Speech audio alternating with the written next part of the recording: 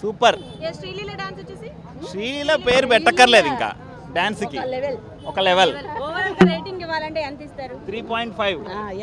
So Guntur కారం అనేది కేక పుట్టించిందా, ఘాటు రేపిందా లేదా? సంక్రాంతికి చూడాల్సిన మూవీ. మడత పెట్టి కుర్చీలు పడేయటమే ఇంకా. థియేటర్ వాడు ఊరుకోడు కదా పడేస్తే. ఆ సాంగ్ వచ్చినప్పుడు హౌ యు రియాక్ట్, మీకు ఎలా అనిపించింది? అదే ఇంకా రియాక్షన్. బాగుందండి, అన్ని బాగుంది. అందరు యాక్టింగ్ చాలా బాగా చేశారు. స్టోరీ ఇంకొంచెం బాగుంటే బాగుంటుంది. శారీస్ చాలా బాగుంది.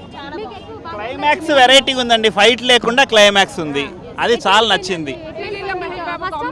ఏదండి బాగుందండి, సూపర్ ఉంది. ఫస్ట్ హాఫ్ ఎట్లా ఉంది, సెకండ్ హాఫ్ ఎట్లా ఉంది? సెకండ్ హాఫ్ ఏంలే, సినిమా బాగుంది.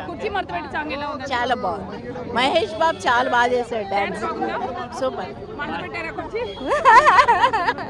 ఇంట్లో అయితే మడత పెట్టేవాళ్ళం, ఇక్కడ పెట్టలేదు అంతే. ఎన్నిసార్లు చూడొచ్చండి?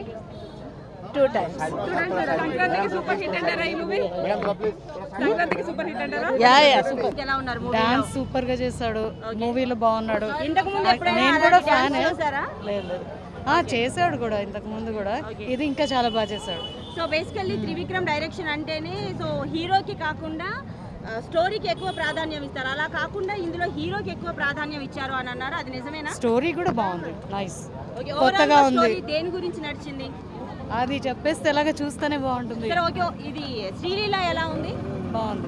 శ్రీలీల కంటే మహేష్ బాబునే ఎక్కువ చూస్తున్నట్టుగా అనిపిస్తుంది. మొత్తం ఓవరాల్ గా మొత్తం మహేష్ బాబునే నిండిపోయారా మూవీ అంతా? ఓవరాల్ గా రేటింగ్ ఎంత ఇస్తారు? నేనైతే 5/5.